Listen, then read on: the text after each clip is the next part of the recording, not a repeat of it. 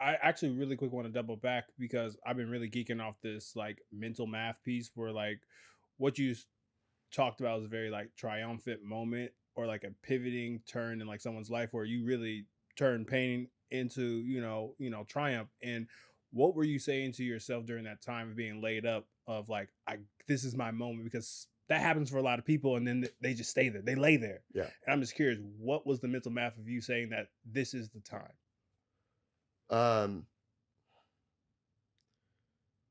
I think it was just like pure desperation, you know? And I think when you know you're supposed to do something, you just do it, you Mm, know? And there's really no explanation for a lot of things. Sometimes things just happen. And I think it was a really rock bottom moment for me. mm, And I was drinking a lot to deal with the pain. mm, And I was already drinking because I was a chef and that's what we do is drink. You mm, get free drinks at work. You go out after work and keep socializing. And so I was already, a pretty functional alcoholic. mm. But I would go to work. I did everything, I was super Yeah. functional. But, because they didn't give me pain medication. And I'm glad in the end they didn't give me pain medication Yeah. because people get hooked on that. Like my buddy who also got in the crash, they Mm, gave him medication and he was like, I wish I never took it. Because mm, like after I had to get off of that, it was just another thing I had to get off of. And mm, so it's like that's what life is, just constantly like filling this gap of making things convenient or more comfortable. And so I started drinking a lot to mm, deal with the pain, mm, just so I could sleep. mm. I would sit in my bed, and the only thing I could grab with my good arm was like the bottle and just sit there, and I was just drinking cheap vodka out of a jug because it was just medication, you Yeah, know. Yeah. yeah, And then eventually, when I healed up, I kept drinking like that because my body was used to that. Mm, And so one day, my arm was still fucked up, and I'd done a couple pop ups. Um, I was like, what am I doing with my life? I'm still drinking like I'm laid in this bed and I'm not. yeah. mm-hmm. And I decided to stop drinking and I just went cold turkey. And I haven't had a drink in over 19 months since then. Yeah. Salute to you Yeah. for that, bro. Yeah. Super, Thank super you. salute. Yeah. And I appreciate you just even saying that because I feel like people like say slogans like, to just do it. And like people get stuck in that. And I really feel like the surgical route of like the mental math I was saying, like, I think people really need to hear that because they just sometimes think it's just easy and It's it's not not. easy. And I tell everybody that struggles with addiction, Mhm. and most people don't know they're an addict, Yeah. And it's when something bad happens, you're like, oh, fuck, yeah, maybe Yeah. something's wrong. But I tell everybody who's struggling with addiction and who wants to go down a route where you're like want to deal with it, Yeah. it doesn't get easier, it gets better.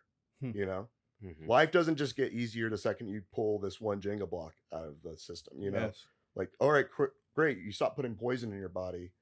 Um, that doesn't mean all the bullshit in life is going to end. It just Mm-hmm. means the way you deal with it is a little bit more mature, Mm-hmm. and more responsible. And I'm not completely sober. I just quit drinking. I Mm-hmm. smoke hella weed. On the weekends, I take some mushrooms. I drop acid every now and then. But I, you know, alcohol was ruining my life, you Mm-hmm. know, and I didn't know it for so long until this really crazy thing happened, you Mm-hmm. know, and then I resorted to alcohol to like fix it, Mm-hmm. and it made things even worse. So I was like, this is just a problem.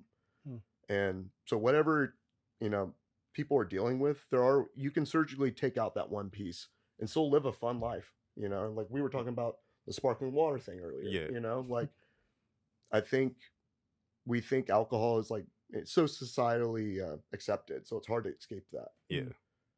So, but there are ways. I mean, we're slowly getting to that point where it's like, hey, it's okay to not drink. It doesn't Yeah. make you not cool. It doesn't make You're you not not weird. You're fun. not Like, weirdo. You're not yeah. weird. You're not a weirdo. Yeah. No, it's so crazy. Not to trauma bond with you right now, but like about a year, some change now. Almost coming up on 2 years. Like I lost a really close friend, Yeah. and at the time, like for about a month or two, I was kind of self medicating, like just drinking hella, and then I just caught myself one day. I was like, bro, like I'm spiraling, Yeah. like, and I just like put the ball down for months. And once I had that realization, like I just started to like incrementally start making subtle changes in my Yeah. life. And like I drink now again, but I'm much more aware You have a with like different relationship with it. yes, for Yeah. sure, for sure. And like it's kind of weird that you say it too, because I did have friends in my life who were like, bro, like come on, like quit being a weirdo. Like, nah, Yeah. bro, I'm cool. Yeah. Like you can still do what you do. Yeah. I'm whatever.